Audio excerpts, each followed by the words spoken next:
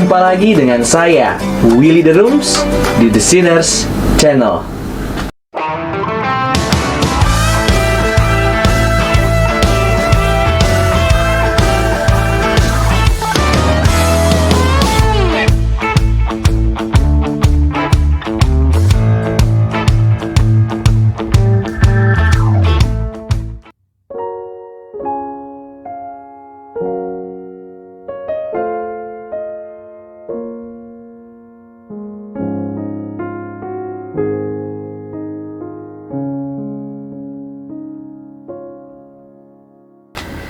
Salah satu hal yang diperdebatkan mengenai langit dan bumi yang baru adalah apakah langit dan bumi yang baru merupakan realitas yang sama sekali baru atau pembaruan dari langit dan bumi yang ini.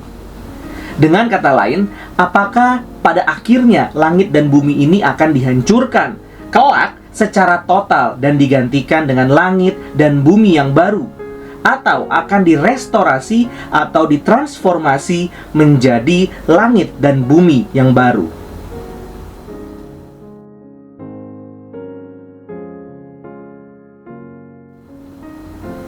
Pandangan klasik mengenai konsep tentang langit dan bumi yang baru adalah anihilasi atau penghancuran secara total dari langit dan bumi yang sekarang. Pada umumnya, pandangan anihilasi beranggapan bahwa Tuhan akan menciptakan satu realitas baru dan akan memusnahkan realitas yang lama di bumi ini. Pandangan ini menekankan discontinuity, ketidaksinambungan antara present creation, ciptaan yang sekarang atau ciptaan lama, dengan future creation, ciptaan yang akan datang atau ciptaan baru. Herman Bavinck mengungkapkan bahwa pada umumnya pandangan bahwa bumi ini akan dimusnahkan dan digantikan dengan bumi yang baru dianut oleh para teolog Lutheran dan juga beberapa teolog Reform seperti Beza, Rivet, Junius, Wollobius, dan Friedeux.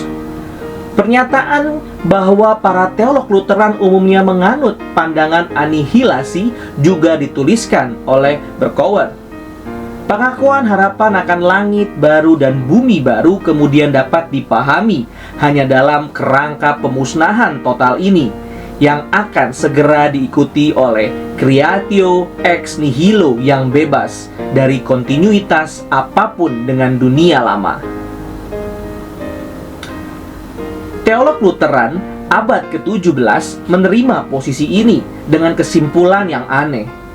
Quintet, misalnya, membantah perdebatan bahwa bumi baru hanya melibatkan perubahan kualitas atau pembaruan yang lama, dengan alasan bahwa yang lama akan benar-benar dan akhirnya hancur.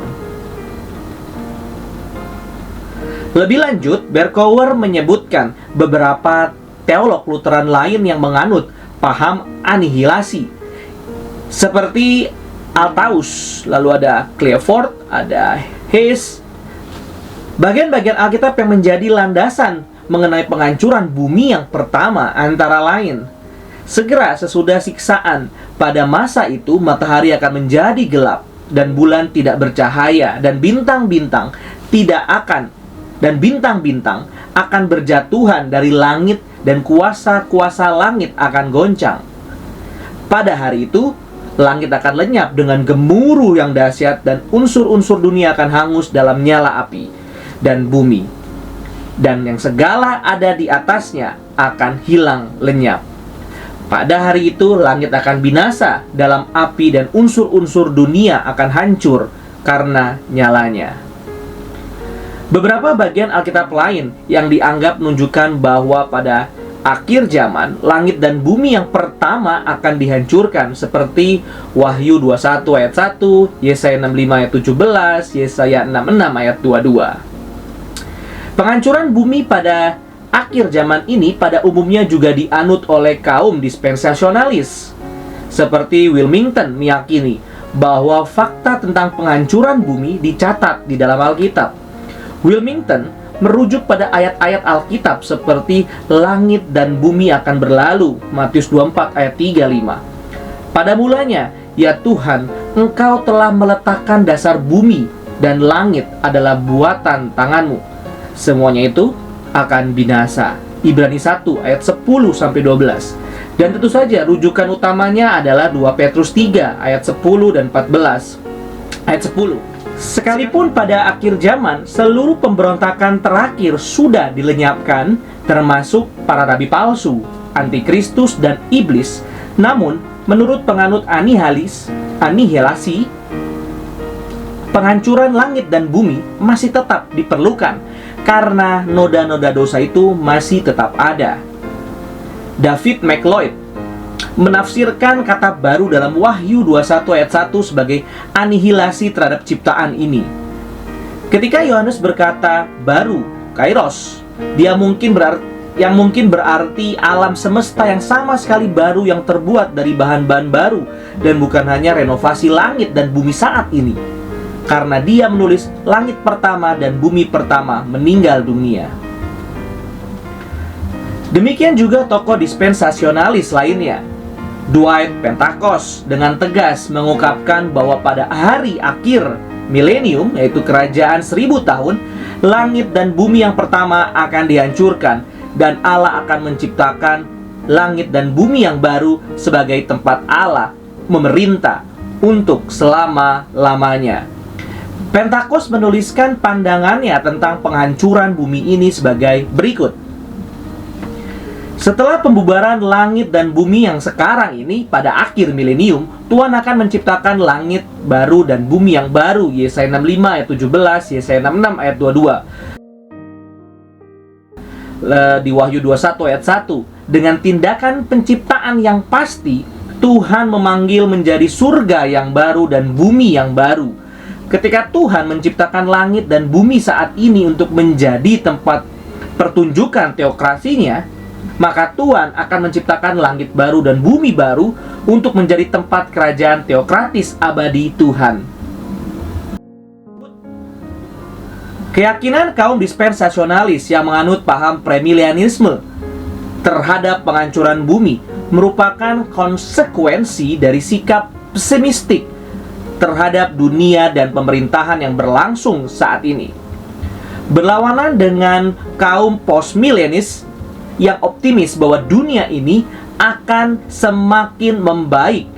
Kaum premil justru beranggapan bahwa dunia ini akan semakin memburuk dan menuju kehancuran. Untuk itu, pada akhirnya akan dihancurkan. Hal ini ditegaskan oleh Stanley Granz dalam analisisnya terhadap signifikansi teologis dari ketiga pandangan mengenai milenium atau kerajaan 1000 tahun. Berbeda dengan optimisme postmilenialisme, pramilenialisme menampilkan pesimisme dasar mengenai sejarah dan peran yang kita mainkan dalam puncaknya. Terlepas dari semua upaya kita untuk mengubah atau mereformasi dunia sebelum akhir antikristus akan muncul dan mendapatkan kendali atas urusan manusia, premilenialisme dengan enggan memprediksi. Hanya tindakan bencana dari Tuhan yang akan datang kembali, yang akan mendatangkan pemerintahan Allah dan zaman keberkahan dan kedamaian yang mulia. Sesuai dengan pesimisme dasar mengenai sejarah dunia ini, teologi pramilenial menekankan diskontinuitas atau bahkan kontradiksi antara tatanan saat ini dan kerajaan Allah. Dan mereka mengangkat masa depan ilahi atas masa kini yang jahat. Kerajaan adalah hal yang sangat baru yang akan Tuhan lakukan. Menurut Christopher Wright, pada dasarnya ada dua hal yang mempengaruhi pandangan penghancuran total terhadap langit dan bumi ini, yaitu yang pertama, misplaced dualism, merupakan pandangan yang dipengaruhi oleh pemikiran Platonis dan Gnostik yang menekankan polarisasi antara dunia fisik dan dunia rohani, spiritual di dalamnya. Dunia fisik dianggap tidak baik, jahat, bersifat sementara, menghambat kesalehan, sedangkan dunia rohani dianggap baik dan bersifat kekal. Dalam penjelasan mengenai penyatuan antara langit dan bumi, N.T. Wright mengkritisi pandangan gnostik ini dengan menuliskan, pernikahan langit dan bumi, penyatuan langit dan bumi, penolakan akhir dari semua jenis gnostisisme, dari setiap pandangan dunia yang melihat tujuan akhir sebagai pemisahan dunia dari Tuhan, fisik dari spiritual, bumi dari surga. Dualisme antara dunia fisik dan rohani ini mempengaruhi pemikiran sebagian orang Kristen, yaitu munculnya anggapan bahwa dunia material yang jahat ini akan dihancurkan secara total karena tidak lagi signifikan di langit dan bumi yang baru yang bersifat spiritual. Oleh karena itu, Christopher Wright menyimpulkan pengaruh dualisme antara dunia fisik dan rohani ini terhadap konsep anihilasi sebagai berikut. Jadi, secara alami mengikuti cara berpikir ini bahwa tidak ada apapun dari bumi atau di bumi yang akan bertahan hidup ke masa depan kekal setelah akhir dunia. Hanya dunia rohani, Allah, malaikat, dan jiwa yang ditebus di surga yang akan kekal. Emil Brunner juga berpendapat senada dengan konsep misplaced dualism ini, sehingga secara ekstrim ia beranggapan bahwa pandangan tentang langit dan bumi yang baru sebagai kelanjutan dari langit dan bumi ini merupakan sesuatu yang terlalu naif dan materialistis. Hal kedua yang mempengaruhi pandangan anihilasi adalah scenarios of obliteration, yaitu kepercayaan bahwa seluruh keberadaan dunia ini akan menuju pada kepunahan melalui Great Fiery Obliteration, pemusnahan dengan api besar yang tidak menyisakan apapun dari dunia ini. Hanya jiwa manusia yang akan masuk ke surga, sedangkan bumi ini akan menuju kepada apa yang disebut sebagai cosmic incinerator, yaitu dunia akan masuk ke tempat pembakaran yang memusnahkannya. Pandangan ini merupakan bentuk kesalahpengertian terhadap 2 Petrus 3 ayat 10 yang menyebutkan bahwa dunia ini akan hangus dalam nyala api, will be burned up. Menurut Christopher Wright, ayat ini tidak dapat ditafsirkan sebagai pemusnahan terhadap langit dan bumi yang sekarang, melainkan bahwa langit dan bumi ini akan dimurnikan dalam api sehingga dosa dan segala efeknya akan lenyap. Namun langit dan bumi akan tetap ada, sama seperti ketika Allah memurnikan dunia ini melalui air bah pada zaman Nuh. Persoalan utama terhadap pandangan anihilasi adalah penghancuran total terhadap langit dan bumi ini bertentangan dengan teologi yang utuh tentang penebusan Allah yang menghendaki pemulihan dunia ciptaan. Dalam sejarah dan rancangan keselamatan yang disediakan oleh Allah untuk manusia dan seluruh ciptaan, tidak ada indikasi yang menunjukkan bahwa dunia ini akan dihancurkan dan digantikan dengan dunia yang sama. Dalam video selanjutnya, saya akan menyampaikan pandangan tentang langit dan bumi yang diperbaharui atau ditransformasikan. Terima kasih. Tuhan Yesus memberkati.